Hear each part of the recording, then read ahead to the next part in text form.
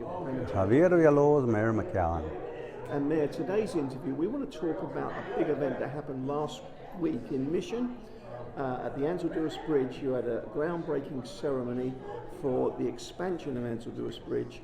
You unveiled, you told the story of how between you, McCarron, Mission, Hidalgo, Grande, you pulled in enough money to expand the bridge to take very soon fully loaded cargo. Tell us how proud you are of that project. Well, you know, extremely, but it wasn't just like a regular announcement. It was an amazing announcement. What we had was a groundbreaking for the expansion of the Anzalduas Bridge facilities for full commercial cargo. And that's something that we hadn't been working on for a while. And of course, we have our partners, Hidalgo, Mission, Grande. And we have been working for this so diligently, but we couldn't, because we still needed to pass some legislation, and thanks to, of course, and I've stated it before, Senator Hinojosa, Chairman Canales, they were able to pass some legislation that allowed us to finally be able to do what we needed to do. And everything's falling into place. We contracted with the NAD Bank so that they would be able to finance some of the costs.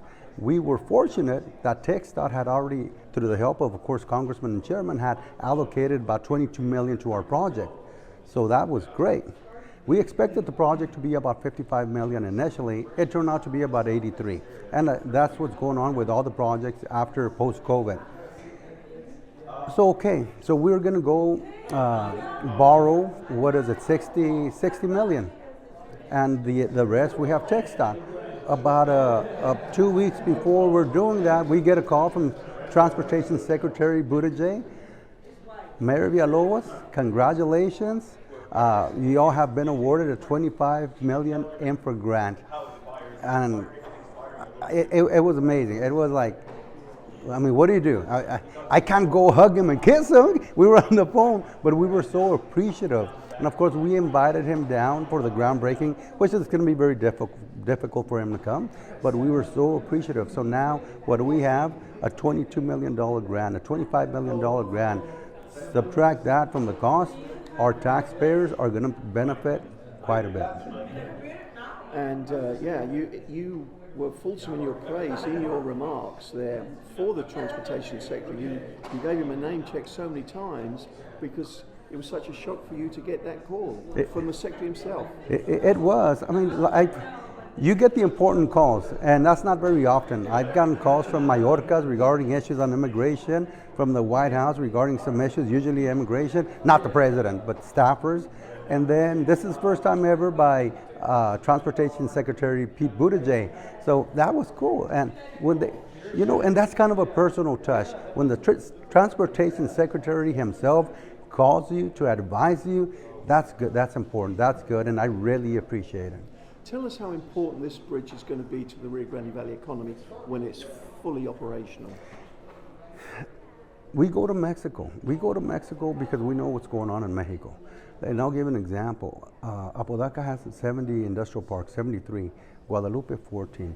Dr. Gonzalez 2. Don Carmen 4. And they keep on growing. Right now, so many companies are trying to come back to North America, and they're trying to relocate in Nuevo León area, northern Mexico. And we have a bridge. So we need each other. So that's how we've been working. Now, we have the Anzalduas Bridge, there's a FAR Bridge, Donna's trying to do full cargo, but we don't compete. And the reason I tell you we don't compete is because there's just too much that we need to, as a matter of fact, kind of help alleviate, for example, in FAR, the wait time. So when you have trucks waiting, you're expending fuel, you're releasing emissions. You have to move, and then the cost of just sitting there. You need to move the products as soon as you can to their ultimate destination, and it's not happening.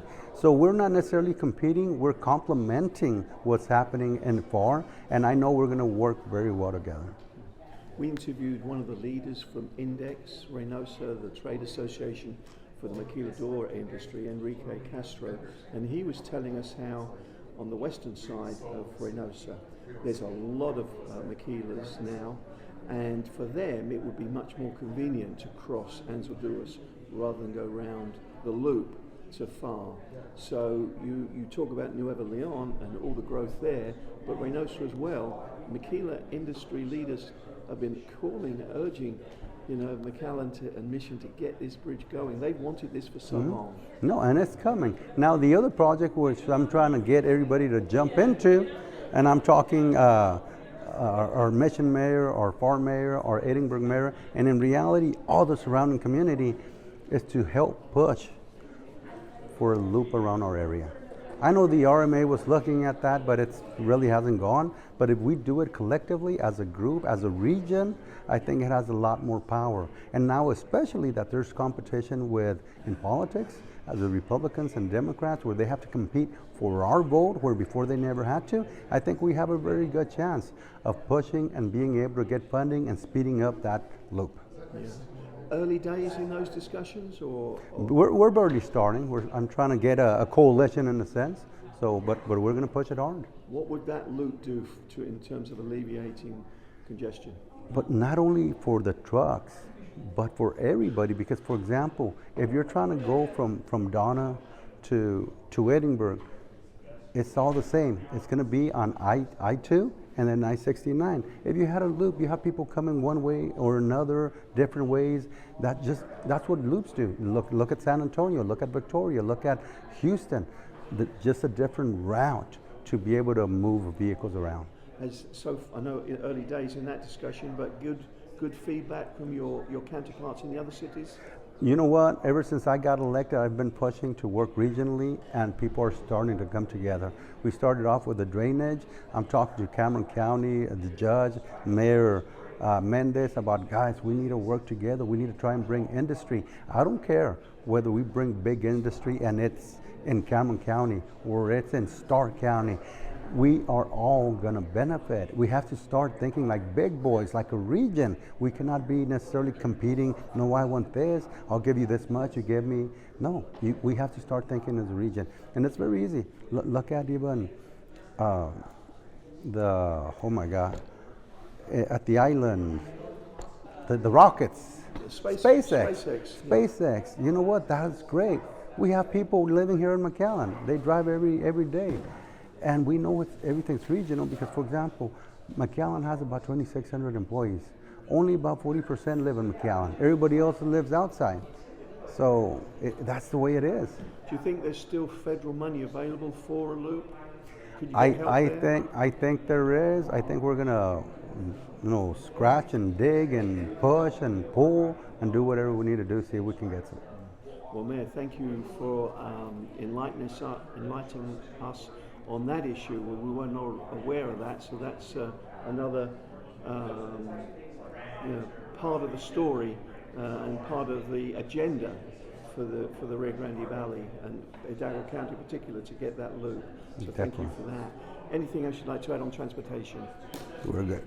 We're good. Thank you, Mayor Villalobos of McCarron. Thank you so much for today's interview. Thank you, sir.